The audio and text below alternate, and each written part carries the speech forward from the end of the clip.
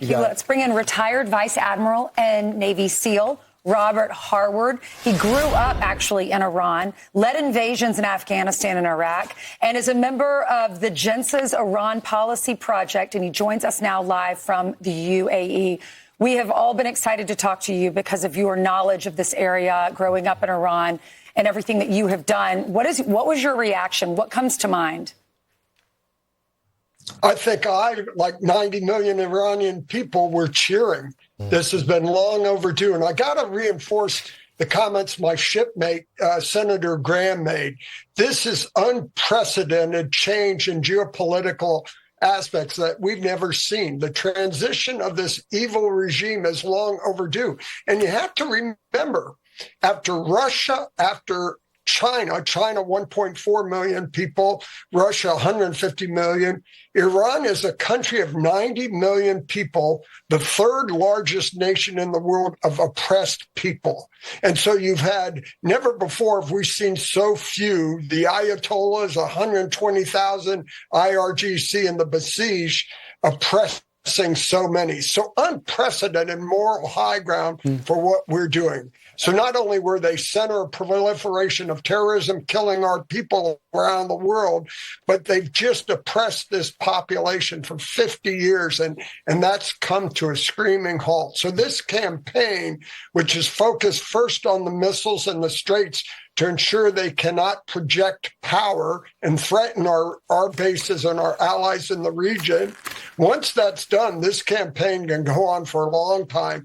But I'm convinced this administration, President Trump, will not stand and will not end until this regime is gone. And I think the other really key point to take in from his speech, his offer of immunity to the professional armed forces to turn on the IRGC is unprecedented and shows how novel and astute this administration is.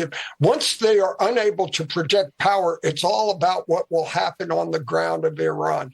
And that offer of immunity is probably your greatest and quickest path to peace. So, Admiral, to follow up on that, what's the next step with that? Because obviously the president with the United States and Israel have leveled the playing field when it comes from the air.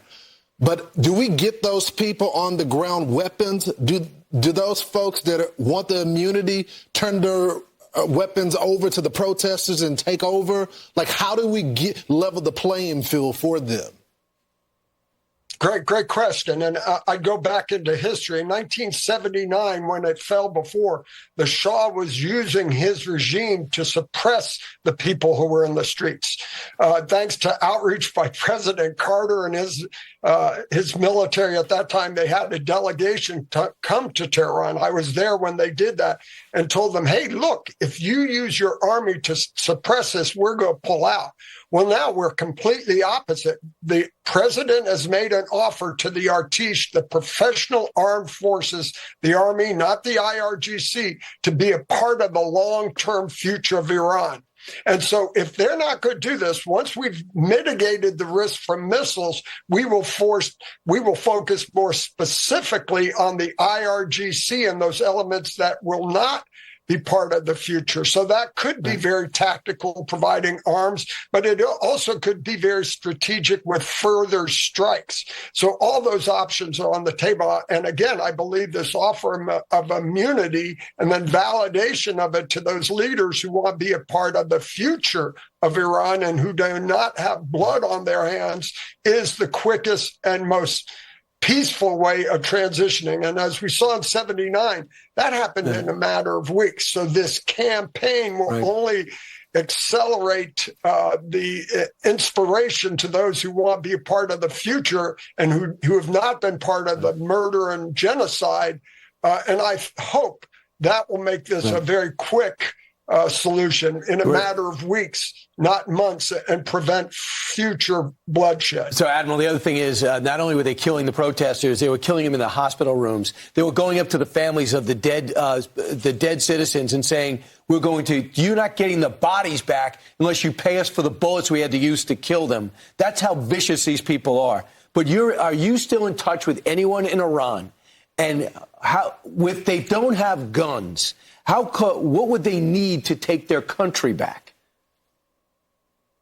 Well, again, yes, I am, and I get texts and messages. So from what are they saying? My friends who are in the country, some I went to school with, and so I haven't heard from them today. I'm sure I will in short order, but there are a lot of ways. I think most important, just as you've noted and others, this cooperation not only in military offensive capabilities, but intelligence. Those networks on the grounds who can identify where the center of gravity is, where the players in IRGC. So once we've taken care of the missile strikes, the more we hit and strike those will provide further impetus to the Iranian people to use knives or whatever's necessary. Right. But if you get the armed forces to turn, that becomes, again, the easiest way to do. If that doesn't work, and now with the attrition, all this other military capability, the ability to supply arms and other enablers to the population is on the table. I'm sure that's part of this joint